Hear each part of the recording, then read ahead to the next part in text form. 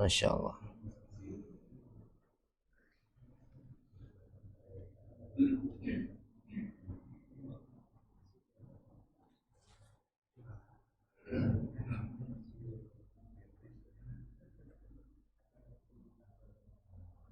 Sudah? Sudah nyambung punya saya. Coba.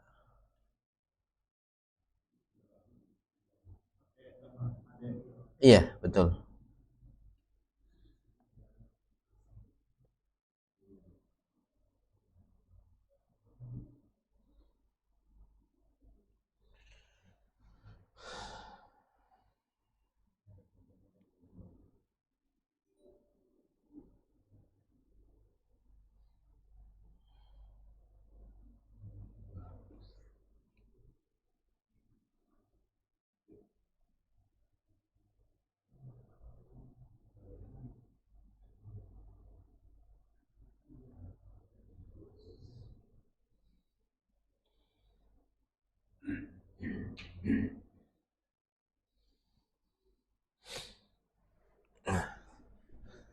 Baik, insyaallah. Bismillahirrahmanirrahim. Bapak dan Ibu yang semoga dirahmati Allah, uhayyikum bitahiyyatil Islam, tahiyatul ahlil jannah. Assalamualaikum warahmatullahi wabarakatuh. Innal hamdalillah nahmaduhu wa nasta'inuhu wa nastaghfiruhu wa natubu ilaih. Wa na'udzu billahi min syururi anfusina wa sayyiati a'malina. Man yahdihillahu fala mudhillalah wa man yudlil falan tajida lahu waliyan mursyida. Asyhadu an la ilaha illallah wahdahu la syarikalah wa asyhadu anna Muhammadan abduhu wa rasuluh. Allahumma shalli ala Muhammad wa ala ali Muhammad. Wa qala ta'ala a'udzu billahi minasyaitonir rajim. Ya ayyuhalladzina amanu taqullaha haqqa tuqatih wa la tamutunna illa wa antum muslimun. Wa qala aidan ya ayyuhalladzina amanu taqullaha wa qulu qawlan sadida yuslih lakum a'malakum wa yaghfir lakum dhunubakum wa man yuti'illaha wa rasulahu faqad faza fawzan 'azima. Fa in asdaqal hadithi kitabullah wa khairal hadi hadi Muhammadin sallallahu alaihi wasallam wa syarrul umuri muhdatsatuha fa inna kulla muhdatsatin bid'ah wa kulla bid'atin dhalalah wa kulla dhalalatin finnar. Wa qala aidan ittaqillaha haitsu ma kunta wa atbi'is sayyi'atal hasanata tamhuha wa khaliqin nas bi khuluqin hasanin. Bapak-bapak dan ibu-ibu yang semoga Allah pertemukan kita semuanya di musola ini pada tahun-tahun berikutnya. Begitu juga Allah pertemukan di jannahnya nanti insyaallah. Alhamdulillah, bersyukur kepada Allah yang masih memberikan kesempatan kepada kita, yang pada hari ini, pagi hari ini, kita semuanya diberikan kesempatan untuk menyempurnakan setiap adab kita, menyempurnakan setiap adab terbaik kita yang akan kita berikan kepada Allah, imanan wahtisaban. Pun begitu juga dengan kesempatan pada pagi hari ini, semoga hari ini kita mampu menjalani puasa ini dengan imanan wahtisaban, dengan penuh keimanan dan penuh pengharapan kepada Allah Subhanahu wa taala, yang dengan dua syarat ini, siapa saja yang berpuasa dengan menggunakan dua syarat ini, apa tadi Pak?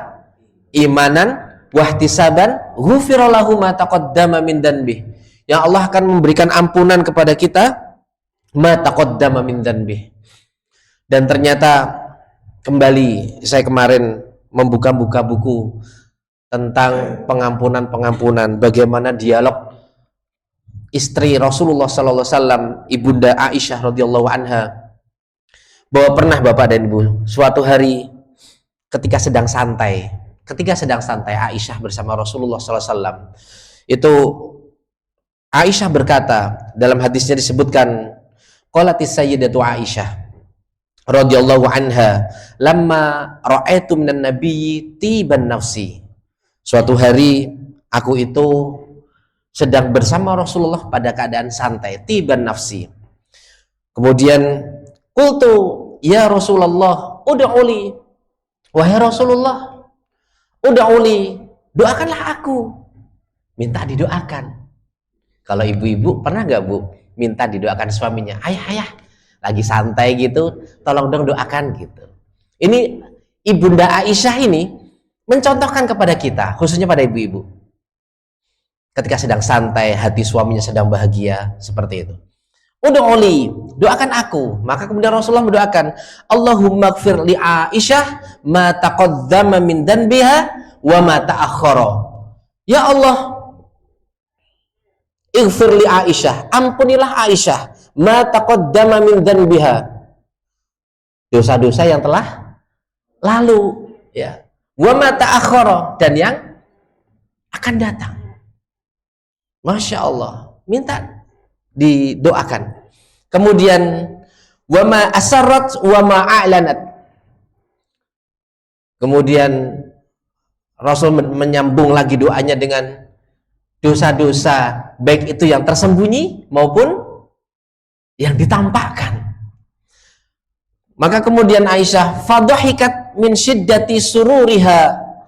Maka kemudian Aisyah itu tertawa karena saking senangnya didoakan sama Rasulullah SAW. Hatta saqata ra'suha fi hijri Nabi SAW. Sampai-sampai saking tertawanya itu senang, tertawanya itu berlebihan atau tertawanya itu saking bahagianya itu, kepalanya itu jatuh kepada pangkuannya. Mungkin ngekek lah seperti itu, atau saking senangnya. Tahu ngekek ya Pak ya? Ya kan senang banget itu. Iya, sampai kepalanya itu berada di hijrin Nabi, di pangkuan Nabi Muhammad SAW. Kemudian Rasulullah berkata kepada Aisyah, ayasurruki du'ai ya Aisyah? Wahai Aisyah, emang kamu senang ya dengan doaku tadi itu?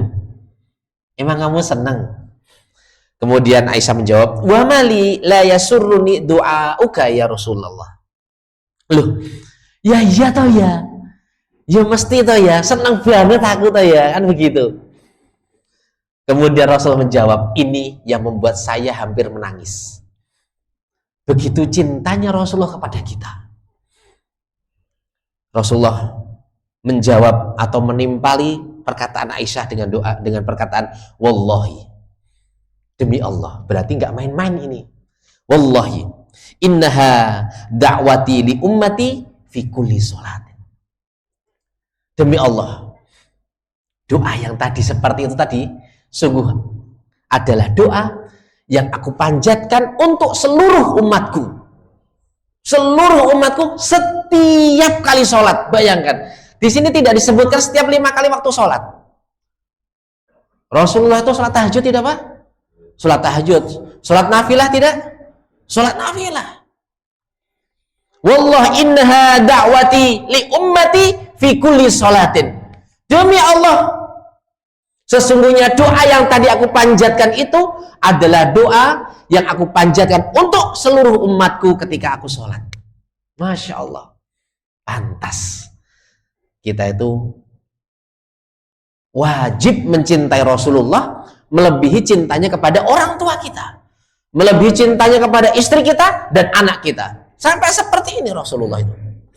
Bahkan seorang suami belum tentu setiap kali sholat mendoakan istrinya. Tapi Rasul seperti ini. Saya tuh hampir nangis ketika membaca hadis ini. Masya Allah. Ternyata seperti ini. Pantas setiap kali disebutkan nama Rasulullah kita disuruh untuk bersolawat. Masya Allah. Iya, kita bersyukur memiliki Nabi yang seperti itu.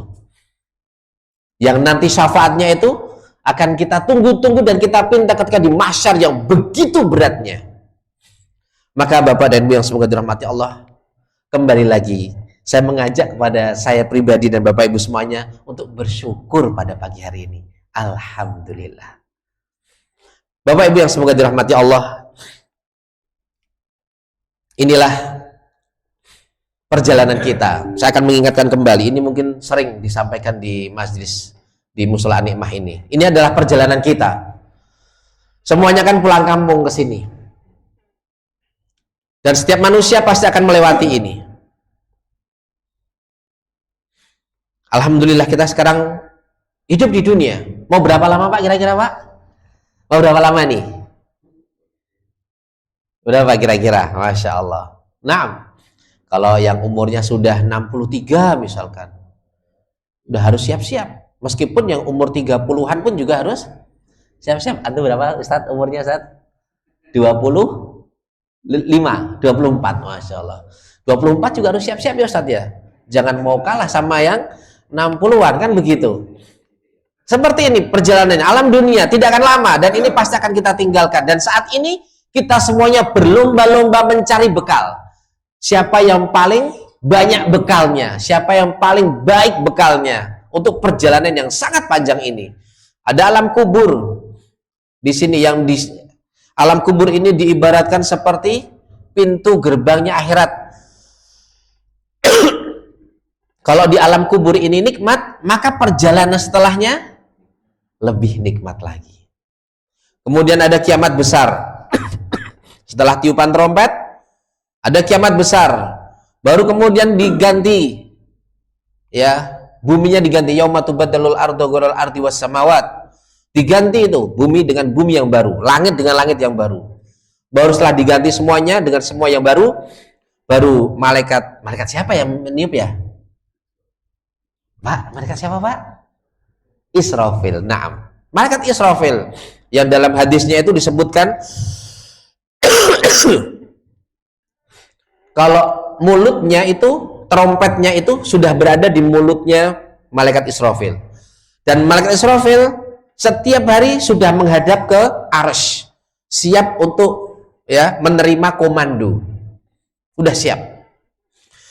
Kemudian setelah tiupan trompet yang kedua dibunyikan, masuklah kita ke padang mahsyar.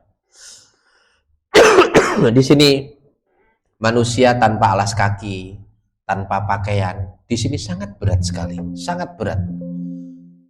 Yauma yafirul mar'u min akhihi wa ummihi wa abihi wa sahibatihi wa bani. Likulli imri'in minhum yauma idzin sya'nu yughni. Semuanya masing-masing Pak. Nggak ada tuh yang namanya di mahsyar itu anak ingat bapaknya, bapak ingat anaknya. Enggak, masing-masing. Semuanya dengan sibuk dengan apa ya, pertanggungjawabannya masing-masing. Di sinilah masing-masing. Berat sekali di sini ini. Kemudian ada pembagian catatan amal. Ya namanya dalam hadis itu namanya apa Pak? Iya, bitokoh atau sijin. Bitokoh. Ada berapa lembar? Ayo kita kan mengulang, belajar kan kathratu dzikr, banyak mengulang. Apa berapa lembar Pak? Iya, luasnya sejauh mata memandang. Lembarnya ada 99 catatan ya. Ada 99 lembar yang setiap lembarnya itu sejauh mata memandang. Isinya apa? Ya amal perbuatan kita. Isinya amal perbuatan kita. Pembagian catatan amal. Fa amman utiya kitabahu biyaminih fasawfa yuhasabu hisaban yasira. Siapa saja yang diberikan catatan amalnya dengan tangan kanannya atau menerima catatan amalnya dengan tangan kanannya, fasawfa yuhasabu hisaban yasira. Maka dia kelak akan dihisab dengan hisab yang ringan sekali. Inilah yang menjadi dalil pembagian catatan amal itu didahulukan daripada hisab. Setelah dibagi catatan amalnya, wa amman utiya kitabahu wara'a dhuhrih fasawfa yad'u thubura wa yasla sa'ira. Wah, serem banget ini. Ini perjalanannya. Setelah selesai pembagian catatan amal kemudian dihisab. Diapain itu Pak? Dihisab berarti Pak? Iya, dihitung satu per satu. Awwalu ma yuhasabu bihil 'abdu yaumal qiyamati as-shalah.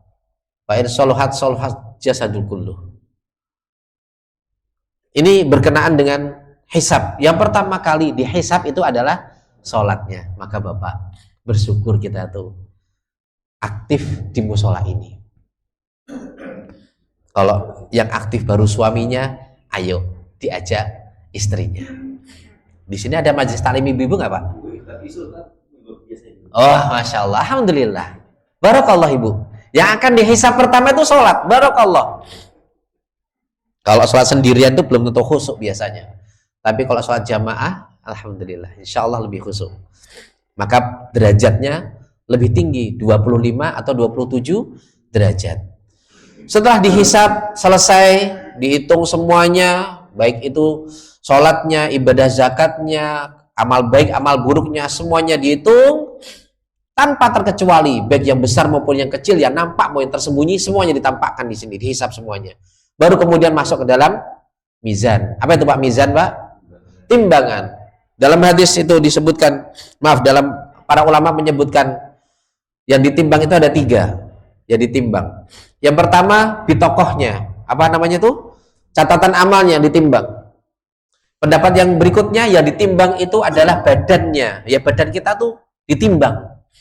Yang ketiga adalah amal perbuatannya ditimbang. Kemudian setelah masuk ke mizan, maka kemudian berbondong-bondong menuju telaga. Semua nabi itu memiliki telaga. Semua nabi. Ada berapa Pak nabi dan rasul Pak? 100? Masya Allah. Nah, 124.000 nabi dan rasul itu 124.000. Dan jumlah rasul itu ada sekitar 300-an jumlah rasul. Adapun nabi dan rasul yang wajib diimani itu ada berapa? 25.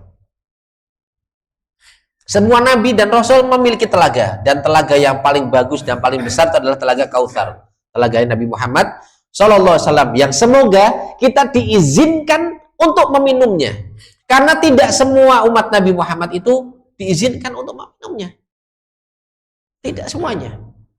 Ada dalam hadis itu disebutkan, ada umatku, Nabi Muhammad sudah menunggu itu. Kemudian itu umatku, sini.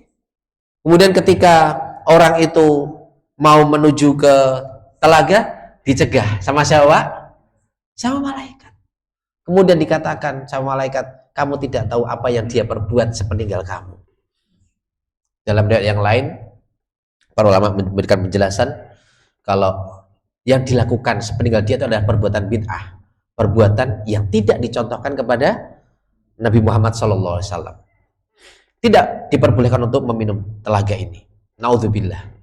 Kemudian setelah selesai, masuklah ke ujian keimanan. Di ujian keimanan ini, keimanan kita atau keimanan umat Islam itu diuji. Karena di sini untuk memisahkan, disaring lagi mana yang benar-benar mukmin dan mana yang munafik. Maka disinilah semuanya dipadamkan di sini, gelap gulita. Setelah gelap gulita, kemudian Allah memberikan cahaya kepada orang yang beriman. Cahaya itu sebagian ulama menjelaskan itu berasal dari bekas wudhu umat Nabi Muhammad SAW. Maka kemudian setelah mereka itu diberikan cahaya, maka kemudian Allah menampakkan apanya Pak di sini Pak? Allah menampakkan apa? Ayo Bapak. Allah menampakkan betisnya. Di sini Allah akan menampakkan betisnya di ujian keimanan ini. Tapi kita nggak usah bayangin betisnya Allah seperti apa. Ya laisa kamitslihi syai'un. Allah itu tidak seperti makhluknya. Allah akan menampakkan betisnya, dan dalam hadis itu disebutkan orang kafir atau orang munafik ya itu tidak bersujud, sedangkan orang mukmin akan bersujud ketika melihat betisnya Allah Subhanahu wa taala. Baru kemudian setelah selesai semuanya, orang munafik dimasukkan ke dalam neraka, baru kemudian neraka itu didatangkan. Di ujian keimanan ini, neraka akan didatangkan. Ditarik neraka itu. Benar-benar ditarik. Dengan berapa rantai, Pak? Iya, ada 1.000 rantai. Yang setiap rantainya ditarik oleh 70.000 malaikat. Dan semua manusia akan melihat neraka itu dengan kedua matanya, akan melihat. Baru kemudian dibentangkan sirot di atas neraka jahanam ini, dibentangkan sirot. Bagaimana Pak ciri-ciri sirot Pak? Ayo, ada 4 ciri-ciri sirot dalam hadis. Yang pertama, ciri sirot itu tajam, tipis, tajam, lebih tajam daripada pedang. Di dalam hadis itu nggak disebutkan kayak rambut dibelah 7, nggak ada. Nggak ada. Seperti rambut dibelah 7, nggak ada. Itu saya dapat ilmu itu ketika SD itu. Sampai sekarang masih ingat, Masya Allah. Sama nggak Pak? Sama ya? Iya, sama. Nggak ada. Saya membaca ini menjadi materi di sekolah kami di kelas 5 dan kelas 6. Pokoknya santri itu atau murid SD itu lulus SD harus paham kitab usul salasah. Harus paham.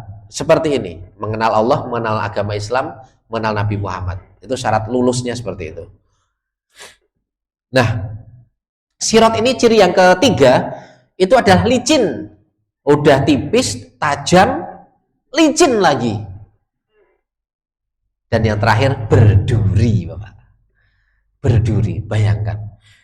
Ada yang melewati ini dengan secepat kilat, ada yang melewati dengan secepat kedipan mata, ada yang melewati seperti burung, ada yang melewati seperti tunggangan onta, ada yang melewati dengan berjalan, ada yang melewati dengan ngesot, dan ada yang jatuh.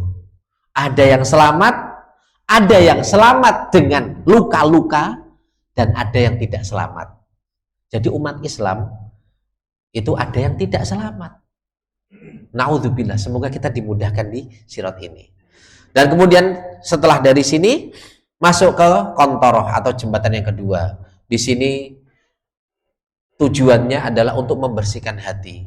Di sini nih, di kontor sebelum masuk ke dalam surga yang dulu di dunia ada dendam, ada iri, dengki, hasad, kemudian masih nggak suka dengan orang, nah, di sini dibersihkan. Baru kemudian kalau sudah bersih semuanya, baru dimasukkan ke dalam jannah. Inilah Bapak, saya mencoba untuk mengingatkan kembali kalau kita tuh perjalanannya masih panjang, dan kita ini Pak adalah kepala keluarga Pak.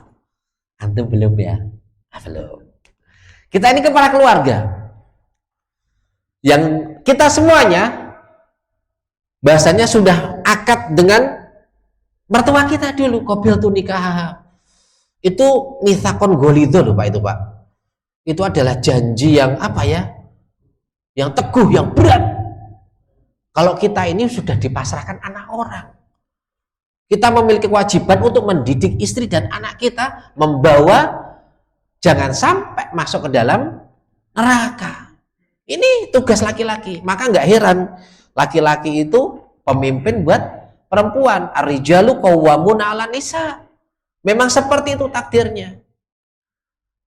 Pemimpin itu ya laki-laki, tidak bisa pemimpin perempuan dalam rumah tangga, nggak boleh. Nggak boleh itu. Ya menentukan arah untuk menentukan masa depan anak, masa depan istri, sekolah anak di mana. Ya. Itu ya ayah. Maka tanggung jawabnya besar sekali. Karena seperti ini kita akan membawa keluarga kita melewati jalan-jalan seperti ini. Dan alhamdulillah kita masih dimampukan oleh Allah untuk mendapati Ramadan di tahun 2026 ini. Tujuannya apa? Untuk memudahkan di sini nih Pak. Kita bersyukur.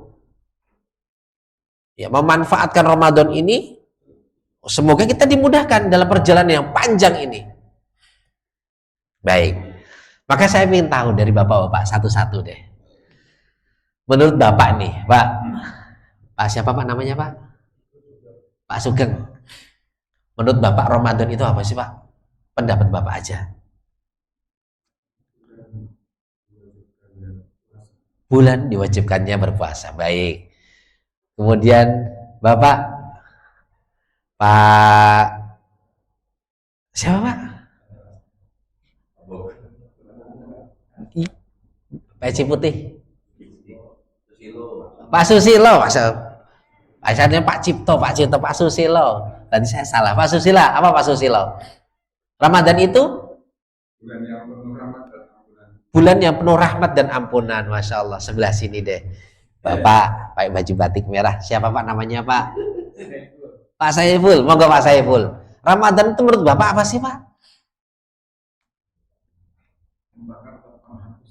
Menghapus, membakar dosa-dosa. Masya Allah, barakallahu fikum. Naam.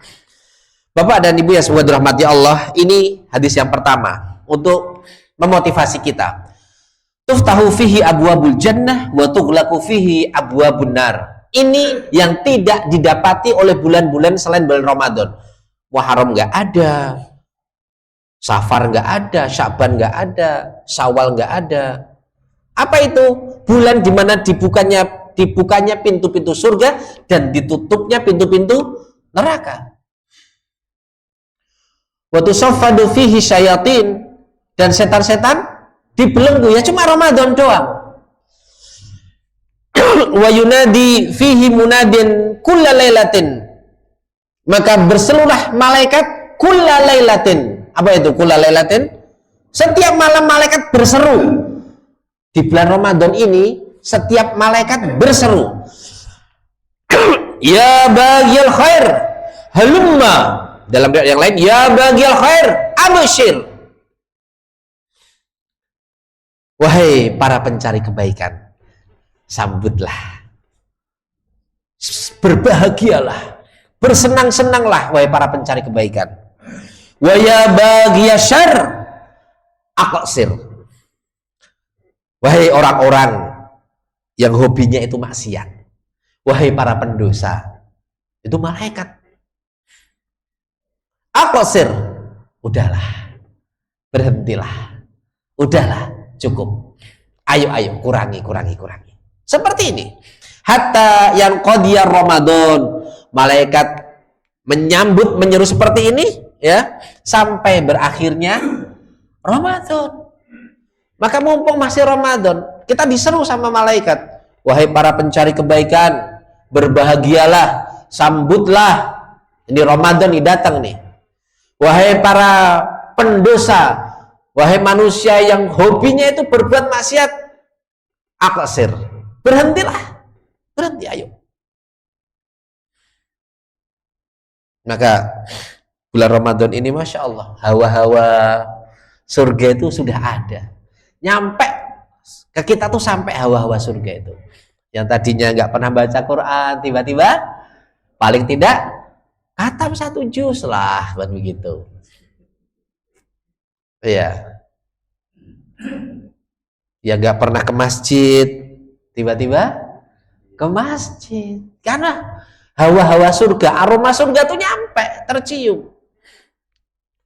Orang warung-warung juga begitu ya Pak ya, yang tadinya nggak pakai cadar sekarang pakai cadar, betul nggak Pak? Iya, warungnya bercadar tuh.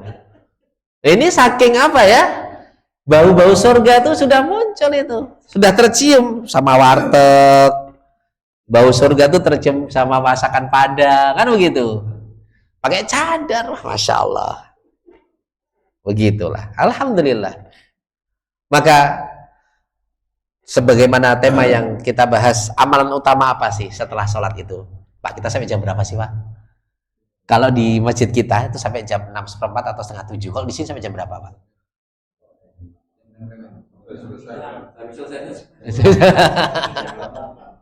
Baik, bismillah. Hadis yang pertama, amalan yang paling utama, hadis yang pertama, An Abdullah bin Mas'ud radhiyallahu anhu qala sa'altu Nabi sallallahu alaihi wasallam ayyul amali ahabbu ilallah. Dari Abdullah bin Mas'ud radhiyallahu anhu, dia berkata, aku bertanya kepada Rasulullah sallallahu alaihi wasallam, ayyul amali ahabbu ilallah, ya, perbuatan apa yang paling dicintai oleh Allah? Qala as-salatu ala waqtiha, salat pada waktunya. Qala thumma ayyun, kemudian apa wahai Rasul? Dijawab, thumma birrul walidain, berbakti kepada orang tua. Qala thumma ayyun, kemudian apa ya Rasul? Al jihadu fisabilillah, jihad di jalan Allah. Kemudian qala, berkatalah Abdullah bin Mas'ud, haddatsani bihinna walau istazattuhu lazadani. Seandainya aku meminta tambahan ke beliau, seandainya aku bertanya lagi tentang apalagi ya Rasul, apalagi ya Rasul, niscaya Rasul pun akan menjawabnya seperti itu.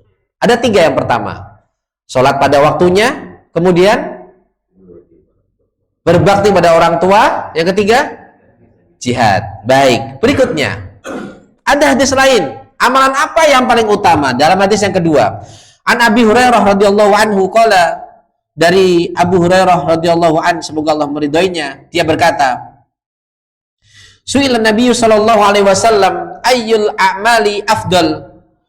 Amalan apa yang paling utama ya Rasulullah? Qala imanun billah wa rasulih. Apa yang pertama itu, Pak? Iman kepada Allah dan Rasulnya. Qila tsumma madza? Kemudian ditanya lagi, kemudian apa ya Rasul? Al jihadu fi sabilillah, jihad di jalan Allah. Qila tsumma madza? Ya Rasul, apa lagi ya Rasul? Hajjun mabrur, haji mabrur. Baik, hadis yang kedua ini ada 3 lagi. Yang pertama tadi, Pak, iman kepada Allah dan Rasulnya. Yang kedua, jihad fisabilillah. Dan yang ketiga, haji mabrur. Nah, berikutnya hadis yang ketiga. An Abdullah bin Amr, dari Abdullah bin Amr radhiyallahu anhuma, semoga Allah meridhai keduanya, anna rajulan sa'ala Nabiya sallallahu alaihi wasallam, sesungguhnya ada seseorang yang bertanya kepada Rasulullah sallallahu alaihi wasallam, ayyul islami khairun, ya, ayyul islami khairun, amalan Islam apa yang baik wahai Rasul? Qala tut'imu at-ta'ama. Apa itu, Pak? Tut'imu at-ta'ama. Iya, kau ngasih makan. Kasih makan. Kemudian wa taqra'us salam, dan engkau mengucapkan salam. Maksudnya adalah menebarkan salam. Ala man arafta wa man lam ta'rif. Baik itu yang kamu kenal ataupun yang nggak dikenal. Nah, amalan yang pertama dari hadis pertama tentang sholat, dan ini menjadi warning buat kita semuanya, menjadi apa ya, perhatian buat kita. Kalau amalan yang utama itu yang pertama adalah sholat pada waktunya. Sebagian ulama mengatakan as-sholatu fi awalihi, sholat di awal waktunya. Kalau sholat zuhur kan jam 2 masih boleh sholat nggak, Pak? Masih boleh, tapi itu nggak utama. Maka di sini ada penjelasannya, as-sholatu ala waktiha itu adalah sholat bersama imam di awal waktu.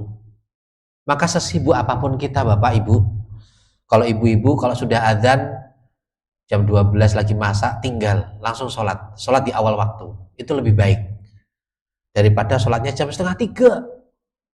Meskipun masih boleh ya Pak ya, tapi termasuk yang lalai itu, termasuk orang yang lalai dalam sholatnya. Sholat di awal waktu. Buat bapak-bapak ketika bekerja, sibuk di kantor, atau ketika jualan, atau nge-grab misalkan, ketika waktu sholat, ya yuk mampir dulu. Karena yang pertama kali dihisab itu adalah sholatnya. Ini yang pertama. Maka sholat itu utama pokoknya, tiang agama. Kalau saya itu di keluarga itu, setiap kali, hampir setiap hari mbah itu menasihati, sholatmu piye, sholat pasti kalau dinasihati sholat terus kalau dinasihati itu. Bahkan sekarang Masjid Al-Amin itu materinya khusus 1 bulan membahas tentang sholat khusyuk, pelatihan sholat khusyuk, yang hari ini sekarang ini semua jamaahnya diminta untuk ngapalin terjemahan dari takbiratul ihram sampai salam. Bapak udah tahu Pak artinya Pak? Sami Allahu liman hamidah, Rabbana walakal hamdu. Kalau sudah alhamdulillah. Kalau belum, ya ayo dipelajari. Nah ini sekarang di Masjid Al-Amin sedang pelatihan itu 1 bulan. Kalau yang 2 tahun sebelumnya pelatihan tentang waris, 4 kali pertemuan, 5 kali pertemuan setiap hari Ahad.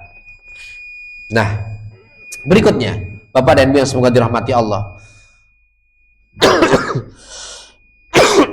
Berikutnya adalah birrul walidain. Bapak-bapak masih ada orang tua, Pak?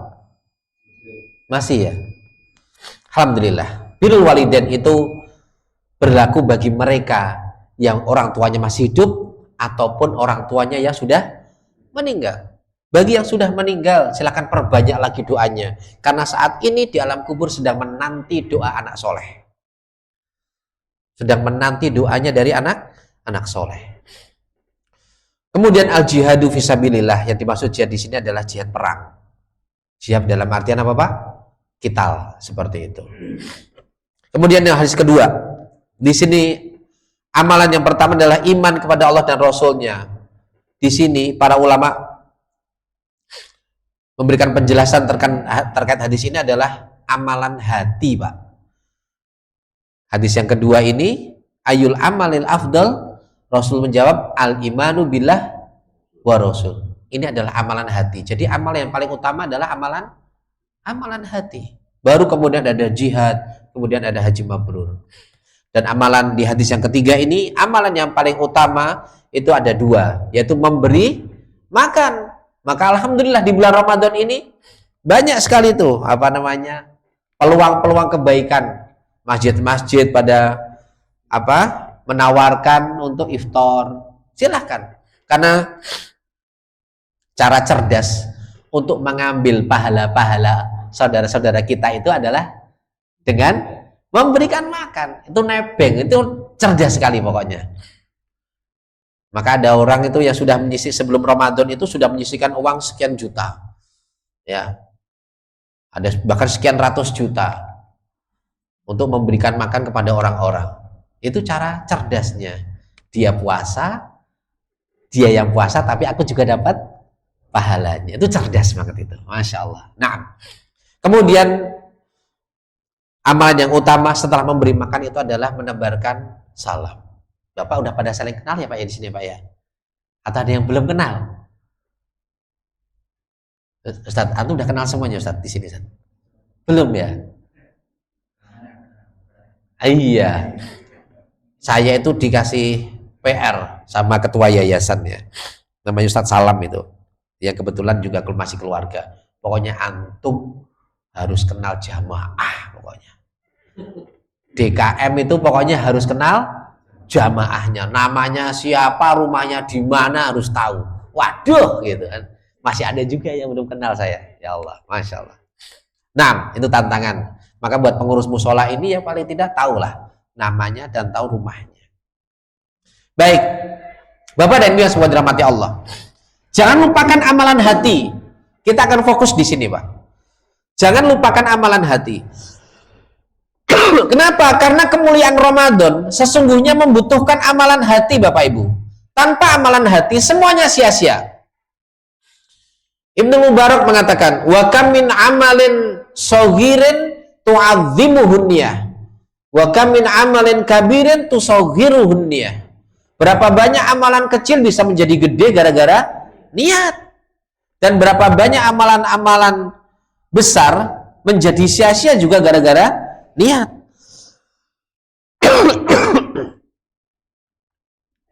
Maka kalau diibaratkan niat itu ya seseorang misalkan analoginya itu dia memiliki mobil misalkan. Mobilnya ini mobil jelek lah, udah dempulan banyak, kemudian wipernya nggak jalan, tapi mesinnya masih jalan Pak, mesinnya masih bunyi begitu. Meskipun nggak ada AC-nya, tapi bisa dipakai nggak Pak? Bisa. Daripada mobil yang mulus depannya, tapi ternyata mesinnya bobrok, nggak bisa jalan. Ini amalan hati. Ibaratkan seperti mobil tersebut. Sufyan bin Dinar bertanya kepada Abu Bashir, tolong ceritakan kepadaku amal orang-orang soleh terdahulu. Kayak apa sih? Ceritain dong begitu. Kemudian mereka itu amalan ibadahnya sedikit. Ya dijawablah ya sama Abu Bashir itu.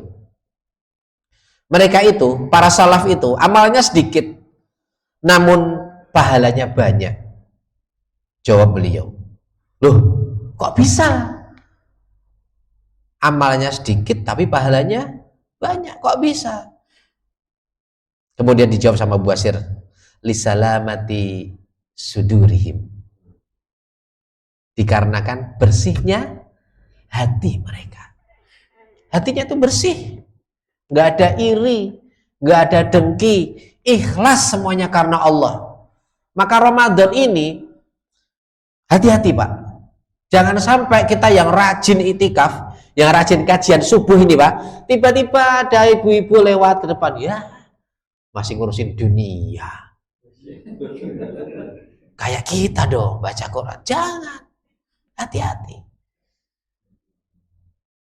Kita yang masih di sini tiba-tiba ada yang pakai Grab, helm hijau, ya ngejar dunia. Belum tentu Pak, belum tentu. Bisa jadi dia seperti itu karena untuk ngasih makan anak dan istrinya. Bisa jadi uangnya memang cuma ada hari itu juga. Kalau dia nggak nge-Grab, nggak dapat uang, bisa jadi. Maka bersyukur kita itu Pak. Ada waktu luang, duduk bareng, ngaji, wah bersyukur banget. Tapi jangan sekali-kali merendahkan mereka yang tidak seperti kita. Karena hanya Allah yang tahu seperti apa kebutuhan dia, hanya Allah yang tahu. Ini amalan hati, lisalamati sudurihim. Bapak dan Ibu semoga dirahmati Allah. Jangan lupakan amalan hati. Karena kemuliaan Ramadan sesungguhnya membutuhkan amalan hati. Tanpa amalan hati semua sia-sia. Kemudian bersihkan Ramadan dari hadirnya dunia dan riuh tepuk tangan manusia. Jauhkan itu. Jauhkan Ramadan dari hadirnya dunia dan riuh tepuk tangan manusia. Jauhkan. Gak mudah memang. Ada orang yang umrah Ramadan. Saya itu Pak. Saya tuh tadi malam di-share sama Pak Susilo tentang kajian flyer hari ini. Ada ya Pak ya flyernya ya? Ada kan? Saya tuh mau nge-share, mau saya buat status. Jangan takut rusak. Takut banget rusak saya. Mau saya share ke keluarga. Enggak, mau juga nggak ikut saya kok. Di sini juga nggak live kan ya? Atau live ini? Enggak. Enggak jadi saya share. Mana tulisannya LC lagi? Wah, Masya Allah. Padahal saya bukan LC saya. Berat. Berat sekali. Umroh yang sekarang sedang dikhawatirkan oleh masyayikh di Timur Tengah, mereka yang hobi selfie. Hobi selfie. Hati-hati banget. Oke, hari ini kita ikhlas. Belum tentu 1 pekan lagi kita ikhlas. Belum tentu 1 tahun lagi kita ikhlas. Berat sekali. Berat sekali. Maka ini untuk hiburan kita nih ada sedikit apa ya? Video. Mana ini videonya ini?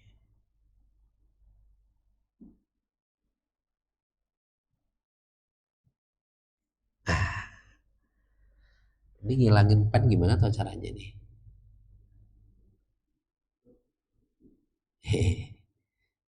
Visible. Oke.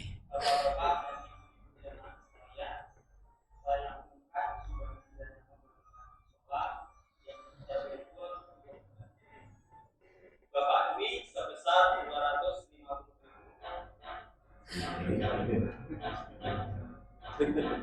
Haji Gofur sebesar 300.000. Iya, cawil-cawil. Iya.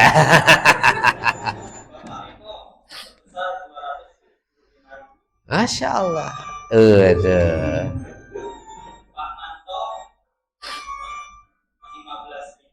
Wah, dilihatin semuanya.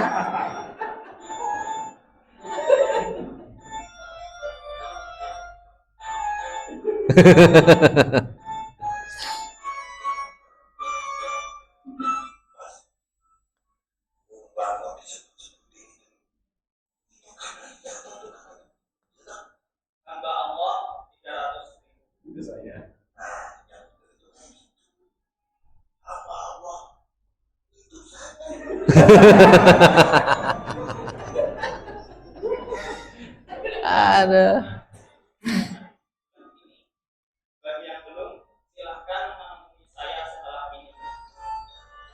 Maaf mas, responnya sekarang belum saja hamba Allah. Iya, selfie dulu. Masya Allah. Iya. Sekarang itu apa ya? Berat Bapak. Jaga hati. Antum ketika ditanya, udah khatam berapa kali? Alhamdulillah, sudah 3 kali misalkan. Wih, keren ya. Itu jaga hatinya tuh berat sekali Pak. Betulan. Bahkan ada seorang santri sekarang ini di pesantren sudah 5 kali mungkin. 5 kali khatam mungkin. Karena memang membaca Quran terus. Tapi menjaga hati itu sulit. Sangat sulit sekali. Itikafnya, tarawehnya, baca tadarusannya, Masya Allah. Maka bersihkan. Dari riuh tepuk tangan manusia. Jauhkan dari dunia. Yang kedua, apapun amalan itu, jangan engkau tinggikan. Maksudnya apa? Setiap amalan itu langsung disimpan. Langsung disimpan. Dan jangan merendahkan mereka yang tidak beramal sebagaimana kita beramal. Ini menjadi peringatan buat kita bersama. Ternyata memang menjaga hati itu sulitnya minta ampun. Berat sekali. Maka ayul amalil afdal al-imanu billah war rasul. Iman kepada Allah dan Rasul. Ini amalan hati. Surga itu Bapak, rahmat Allah itu mengalir dari tempat yang tinggi kepada hati-hati yang rendah. Rahmat Allah itu ada berapa Pak? Iya, ada 199 di surga, 1 di dunia. Itu 1 yang di dunia itu mengalir itu ke tempat yang rendah, kepada hati-hati yang rendah, bukan hati yang tinggi, bukan jiwa yang tinggi, bukan jiwa yang angkuh dan congkak, bukan mereka yang gemar menghujat ketika ada orang yang tidak beribadah sebagaimana kita beribadah. Rahmat Allah. Dan bulan ini Allah memberikan rahmat yang besar sekali. Kemudian jangan lupakan hati. Yang ketiga adalah maafkanlah. Kalau kita punya rasa ganjel di hati, itu silahkan ampuni dan maafkanlah. Karena ini menjadi salah satu ciri orang yang beriman. Kan ada tuh dalam surat Ali Imran ayat 133, wasari'u ila maghfiratin min rabbikum wa jannah 'arduhas samawati wal ardu uiddat lil muttaqin. Yang pertama, alladzina yunfikuna fis sarra'i wad dharra. Ciri orang yang bertakwa itu yang menginfakkan meskipun dia itu dalam lapang maupun sempit. Dan puasa ini ya kutiba alaikumusiyam kama kutiba alal ladzina min qablikum la'alakum tattaqun. Puasa ini tujuannya untuk bertakwa, dan salah satu tanda takwa itu adalah alladzina yunfikuna bisarra'i wad dharra. Infak, maka perbanyak infak di bulan Ramadan ini. Kemudian apa Pak? Wal kadzimina ghaidha. Menahan amarah. Ojo gampang nesu nek bojo kuwi. Nah. Ojo gampang nesu. Seorang suami jangan mudah marah sama istrinya. Kalau Allah itu menginginkan kebaikan pada suatu keluarga, maka Allah akan berikan kelembutan hati di dalam keluarga tersebut. Innallaha idza arada, hadisnya tuh gimana sih itu? Innallaha idza arada bi khairin adkhala alaihimur rifq. Allah itu kalau menginginkan kebaikan pada suatu keluarga, adkhala alaihimur rifq. Allah akan memasukkan ke dalam jiwa-jiwa penghuni rumah itu sifat rifqun. Sifat apa itu? Lemah lembut. Maka ada tulisan tuh kadang rumah itu, baiti jannati, wah taruh figura yang besar. Baiti jannati, tapi di rumahnya teriak-teriak terus. Nggak bisa. Di surga tuh nggak ada teriakan, nggak ada. Lemah lembut. Ini wal kadhiminal ghaidha itu adalah ciri-ciri orang yang bertakwa. Menahan amarah. Kalau istri masakannya belum matang ketika mau berbuka, ya jangan dimarahin. Jangan. Dibantuin. Syukur-syukur nggak usah masak. Selama sebulan ini pokoknya catering aja. Ibu fokuslah baca Quran. Wah, keren banget itu. Masya Allah. Betul, seperti itu. Apalagi kalau istrinya sekarang sedang hamil, ya catering aja biar mudah, dimudahkan istri. Pokoknya istri itu dimudahkan aja. Nah, maafkanlah. Wal kadhimil ghaidha, kemudian wal afina anin nas, memaafkan manusia. Dan pahala memaafkan itu tanpa batas pahalanya. Memaafkan. Masya Allah. Nah, Bapak dan Ibu yang semoga dirahmati Allah. 3 motivasi ibadah Ramadan. Yang pertama, yuk di hari yang keberapa Pak kita ya Pak ya puasanya? Bapak puasa hari Kamis apa Rabu Pak? Bener nih. Tapi nanti lebarannya ikut pemerintah apa Muhammadiyah? Iya. Lihat, saya tuh bingung Pak. Saya itu puasanya Kamis, tapi saya nanti khutbah di Masjid Muhammadiyah. Gimana itu Pak? Makanya saya sudah diminta untuk khutbah di Semarang pas saya pulang kampung nanti di Masjid Muhammadiyah. Gimana itu Pak? Saya puasa atau gimana itu? Masya Allah. Nah, ala kulli hal pokoknya kalau pas 29 nanti ya. Kalau 29 kan nggak ada ya puasa 28 nggak ada kan ya Pak ya? Minimal 29. Iya, nah Masya Allah. Semakin dekat sama Allah. Yuk, di puasa yang ke-11 ya Pak berat kita ya. Puasa ke-11 ini ayo tambah dekat sama Allah.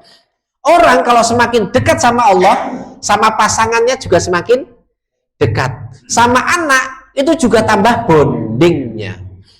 Bapak tuh ya, Bapak kangen nggak Pak dipeluk sama anak Pak? Kapan Bapak terakhir meluk anak Bapak? Nih yang sudah pada jenggoten nih. Pak kapan terakhir meluk anak Bapak? Tiap hari. Oh keren itu. Bapak itu ternyata tuh kangen, rindu. Terutama yang perempuan ya. Kalau yang laki-laki Pak, emang gak dipeluk, nggak butuh pelukan. Oh jauh. Iya, bondingnya tuh semakin dekat. Kemarin saya ngisi anak-anak kelas 6 SD Nisrina. Judul materi PAI-nya itu, pokoknya Nisrina tuh judulnya enggak pokoknya. Judul babnya itu antara aku dan cinta. Itu pelajarannya antara aku dan cinta. Di situ saya itu pengen ngecengin mereka. Lah kok mereka malah pada nangis coba. Kan mereka itu perempuan-perempuan itu Pak, anak-anak Nisrina itu ternyata pada jijik risih kalau dipeluk dicium bapaknya.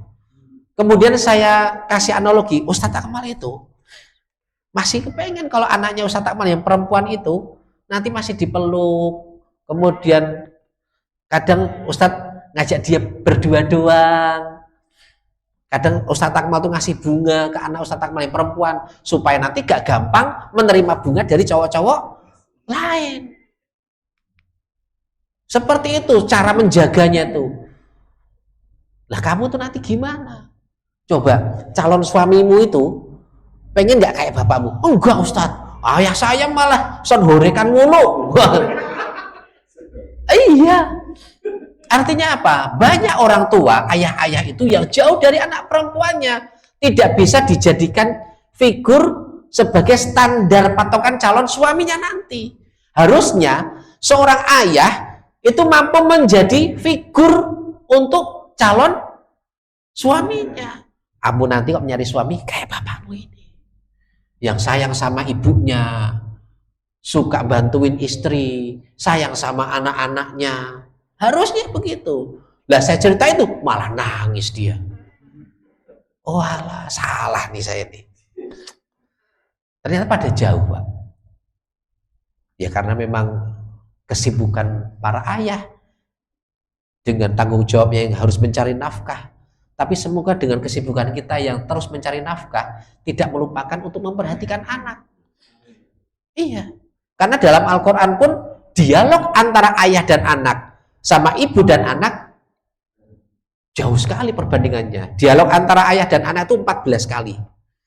Sedangkan dialog antara ibu dan anak cuma 2 atau 3 kali. Artinya apa? Seorang ayah harus lebih banyak berdiskusi, ngobrol sama anak. Meskipun dia itu jauh, tapi bisa ngobrol, telepon. Nak lagi apa? Video call. Oh, Masya Allah. Dah ya ayah lanjut lagi ya. Lanjut nge-grab ya, lanjut apa? Nge-grab lagi. Jadi ada bonding di situ. Semakin dekat dengan Allah, insya Allah semakin dekat dengan orang tua, dengan tetangga, dengan anak dan istri dan sebagainya. Yang kedua, masih ada waktu sekitar berapa berarti? 17 hari lagi ya Pak ya? Atau 18 hari lagi. Sadar kalau kita tuh banyak dosa. Maka di siang hari itu jangan lupakan Allahumma innaka afuwun. Emang Allahumma innaka afuwun itu hanya malam hari doang ya Pak? Allahumma innaka afuwun tuhibbul afwa fa'fu anni. Emang cuma malam doang Pak itu? Enggak kan? Tapi kan kadang kita suka lupa. Kadang kita suka lupa. Silakan siang hari, pagi hari itu baca doa itu Allahumma innaka afuwun supaya dimaafin dosa-dosanya. Kemudian yang ketiga, selagi Allah beri kesempatan, masih ada kesempatan Bapak kita, belum mati, masih ada, masih sehat semuanya. Terakhir, ini cukuplah hadis ini sebagai peringatan bersama. Rogima an fumri'in dakhala alaihi Ramadan thumma kharaja walam yughfarlah. Qul amin faqultu amin. Celakalah bagi orang-orang yang dia itu mendapati Ramadan seperti kita ini mendapati Ramadan. Kemudian Ramadan berlalu, 18 hari lagi berlalu. Tapi ia tidak mendapatkan ampunan dari Allah. Rugi sekali dia itu. Rugi sekali, celaka dia. Rogi ma'anfun, celaka. Kita tidak tahu amalan mana yang akan diterima oleh Allah. Lagi-lagi amalan hati Bapak. Silahkan persiapkan amalan hatinya dengan sebaik-baiknya. Ajak anak dan istri untuk banyak beristighfar, baik itu di siang hari ataupun malam hari. Lebih-lebih di malam hari. Silahkan perbanyak. Saya menganjurkan kalau di masjid kita, di Al-Amin sana, sudah ada SOP-nya. Pokoknya kalau sujud jangan cepat-cepat. Karena mbah yang dah sepuh itu, dia sering berdoa itu ketika sujud. Dia memperbanyak doa, mendoakan anak, mendoakan istri, mendoakan keluarga, itu ketika sujud. Maka kalau menjadi imam, perlamalah sujudnya diperlama. Memberikan kesempatan kepada jamaah untuk berdoa. Karena disitulah posisi paling dekat dengan Allah Subhanahu wa ta'ala. Jazakumullahu khairan atas perhatian dari Bapak dan Ibu semuanya. Semoga materi yang singkat ini, yang sederhana ini bermanfaat untuk kita semuanya. Mohon maaf apabila ada kekurangan dan kesalahan, itu datanya dari saya pribadi, dan apabila ada manfaat tentu itu datanya dari Allah SWT. Gak ada pertanyaan Pak ya? Gak ada ya, Alhamdulillah. Kita akhiri dengan hamdalah dan doa kafaratul majlis. Alhamdulillahirabbil alamin. Subhanakallahumma wabihamdika asyhadu an la ilaha illa anta astaghfiruka wa atubu ilaik. Assalamualaikum warahmatullahi wabarakatuh.